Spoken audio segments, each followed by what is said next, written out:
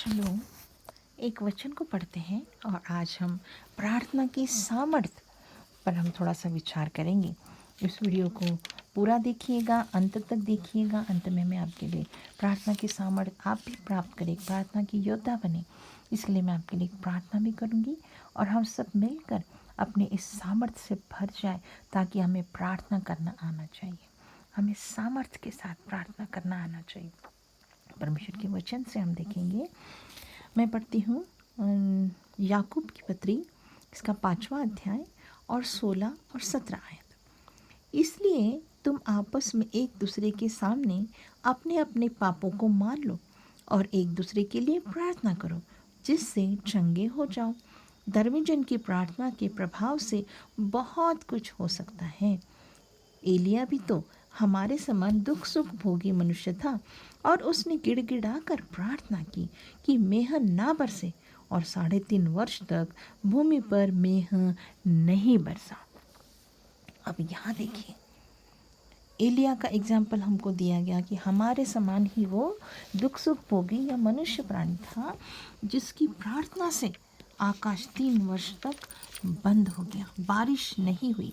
ये है प्रार्थना की सामर्थ्य। जब हम मनुष्य को सीखने वाली बात है कि हमें प्रार्थना की सामर्थ्य के लिए हमारे पास क्या होना चाहिए और हम कैसे उस बात को सामर्थ्य से भर सकते हैं। देखेंगे कि वो परमेश्वर जो कभी न बदलने वाला परमेश्वर है ना। हम जानते हैं हमारा परमेश्वर बदलता नहीं, लेकिन मेरी और आपके सामर्थ्य के साथ की गई प्रार्थना उस न बदलने वाले परमेश्वर को मर्जी को बदल सकती है। हालेलुया। प्रकृति को भी कंट्रोल कर सकती है हमारी प्रार्थना। देखिए प्रभु यीशु मसीह ने कैसे जहाज में थे और जब चले डूबने लगे तो उन्होंने यीशु को पुकारा, परमेश्वर का नाम लेकर के, देखो हम डूबे जाते हैं तो कुछ कर। उनका भरोसा उस पर था कि यही व्यक्ति सामर्थ्य से भरा हुआ है। और उसने कहा, आंधी और तूफान को डांटा, पानी को, और सब कुछ शांत हो गया। ये अधिकार परमेश्वर का पुत्र प्रभु यीशु मसीह में है, तो मैं और आप उसके अधिकार को हम भी प्राप्त कर सकते हैं यदि हम उसकी प्रार्थना को उसी तरह से करते हैं जैसे परमेश्वर प्रभु यीशु मसीह ने अधिकार वाणी से प्रार्थना करी। एक और वचन पढ़ते हैं, यूहन्ना 14 उसका 13 और 14। और जो कुछ तुम मेरे नाम से मांगोगे वही मैं करूँगा कि पुत्र के द्वारा पिता की महिमा हो। यदि तुम मुझसे मेरे नाम से कुछ मांगोगे तो मैं उसे करूँगा। देखिए क्लियरली लिखा है आपके अधिकार को आपको कैसे इस्तेमाल करना है, और उस अधिकार की चाबी क्या है? यीशु का नाम और यीशु को पुकारना। तो ये हमारे पास एक अथॉरिटी है, प्रार्थना की पावर की अथॉरिटी है। इसमें 3 बातें हम देख सकते हैं कि अथॉरिटी है, एक प्यूरिटी है और मैच्योरिटी है। पर इस वक्त हम अधिकार के इस विषय पर मनन कर रहे हैं। हमें पता चल रहा है वचन कहता है, जो कुछ तुम मेरे नाम से मांगोगे वही करूँगा कि पुत्र के द्वारा पिता की महिमा हो। और तुम जो कुछ मेरे नाम से मांगोगे तो मैं उसे करूँगा। वादा, वाचा का, प्रॉमिसी का परमेश्वर है। वो आपसे और मुझसे वादा करता कि तुम अपने अधिकार को, इस यीशु के नाम के अधिकार को इस्तेमाल करके तो देखो, मैं तुम्हारे सुनकर तुम्हारी प्रार्थना का उत्तर जो मांगोगी वो मैं तुम्हारे लिए करूँगा। अब हम देखते हैं एक और आयत, यूहन्ना रचित सुसमाचार इसका 1 अध्याय और 12वीं आयत को हम पढ़ते हैं। परंतु जितनों ने उसे ग्रहण किया उसने उन्हें परमेश्वर की संतान होने का अधिकार दिया, अर्थात उन्हें जो उसके नाम पर विश्वास रखते हैं। हमारा विश्वास कहाँ पर है? हर एक वो व्यक्ति जो प्रभु यीशु मसीह पर, उसके लहू पर, उसके बलिदान पर विश्वास करता है, उसको ग्रहण करता है, उसी व्यक्ति को ये अधिकार दिया जाता है। क्या अधिकार दिया है? सबसे पहली बात, उसके संतान बनाता है।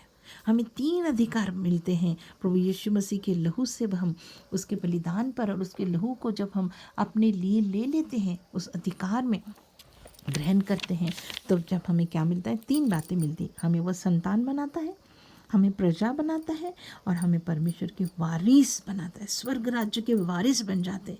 जब हम परमेश्वर के आगे खड़े होते हैं और अपने अधिकार को तो हमको जानना चाहिए कि मैं एक प्रार्थना योद्धा हूँ, मेरे पास कुछ अधिकार है क्योंकि मैं यीशु के लहू में नहाया गया हूँ, मेरे पाप क्षमा किए गए, मैं शुद्ध हो चुका और मैं उस अथॉरिटी में हूँ कि प्रभु यीशु मसीह का नाम मैं ले सकता हूँ कि वो मेरा उद्धार करता है।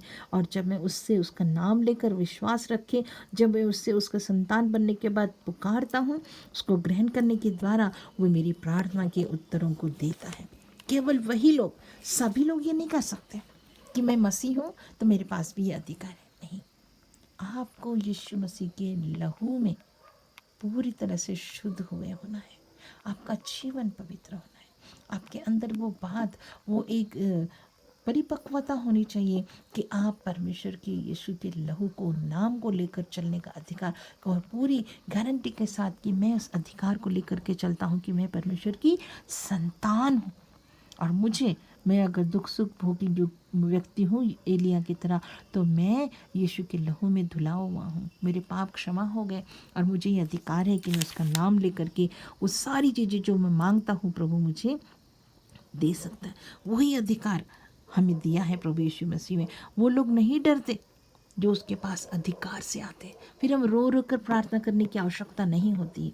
उसने कहा और हो गया, उसने आज्ञा दी और वैसा ही हो गया। तो परमेश्वर ने मुझको और आपको अपनी समानता में, स्वरूप में बनाया, तो ये अधिकार पहले से ही हमको पूरी तरह से पुष्ट करके दिया।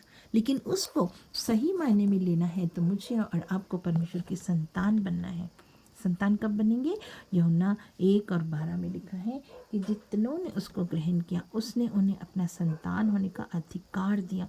और उस अधिकार का इस्तेमाल हम अपनी प्रार्थनाओं के उत्तर के लिए कर सकते हैं कि यीशु के लहू से मुझे जन्म ले। निकोदेमुस को यीशु ने कहा था कि जब तक तू जल से जन्म, आत्मा से ना जन्मे तो स्वर्ग राज्य को नहीं देख सकता। तो सबसे पहली बात कि मुझे और आपको यीशु का नाम अगर लेना है तो मुझे उसको अपना उद्धारकर्ता ग्रहण करना बहुत ज़रूरी है। तभी मैं और आप यीशु मसीह के लहू के द्वारा इस अधिकार को प्राप्त करके हम अपनी प्रार्थना को उतना ही सामर्थ्य बना सकते हैं। और जो कुछ हम मांगते हैं हमें मालूम होना है कि मुझे उस अधिकार में सब चीज़ें परमेश्वर मुझे देने वाला है, क्योंकि वो आपकी प्रार्थना ऐसी होगी कि वो परमेश्वर को भी बदल देगी, परमेश्वर की मर्ज़ी को बदल देगी।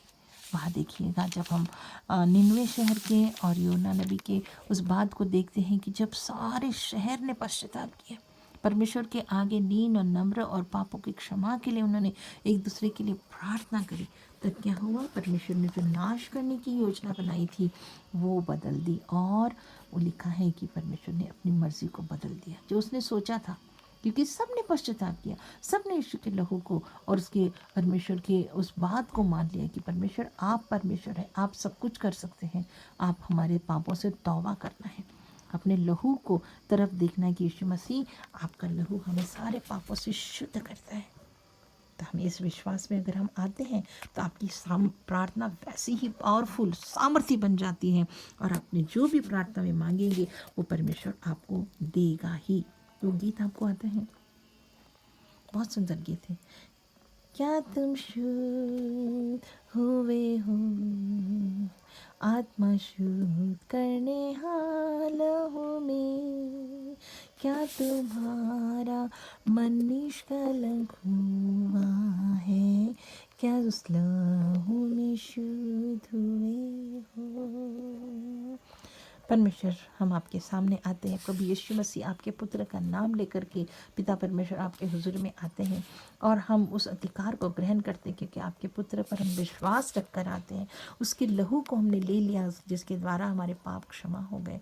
हम विश्वास करते, जो प्रियजन इस वीडियो को और इस वचन को सुन रहे हैं प्रभु जी, आप उनको भी इसी अधिकार से भर दीजिए, उनको आपकी संतान बनने का अधिकार दीजिए, आपकी प्रजा बना लीजिए, ताकि स्वर्ग राज्य के वारिस बने सुनने और आपके साथ बातचीत करने के लिए वो कभी भी हिचकिचाए ना, कभी भी उनके अंदर डर ना आए, कोई भय उनके जीवन में ना हो प्रभु जी, लेकिन वो अधिकार के साथ अपनी प्रार्थनाओं के उत्तर पाने के लिए आपके सम्मुख आने वाले हो सके, आपके संतान बनकर, आपकी प्रजा बनकर। और आपकी जब वो वारिस हो जाते हैं क्योंकि उन्होंने यीशु मसीह को ग्रहण किया है, उनकी प्रार्थना का उत्तर उनके पास आ गया है और आप उनको मदद कर रहे हैं। आप उसने ये अधिकार और ये प्रार्थना की सामर्थ्य उन पर जाहिर करने के लिए इन वचनों को दिया है प्रभु। हम सचमुच आपका धन्यवाद करते हैं। जो भी इस वचन को सुने और पढ़ें प्रभु, इस वचन के द्वारा, इन वचनों के द्वारा प्रभु आप वो आशीषित हो, उनकी प्रार्थना के उत्तर उनको प्राप्त हो। यीशु मसीह के सामर्थ्य नाम से हम प्रार्थना को मांग लेते हैं। आमीन आमीन।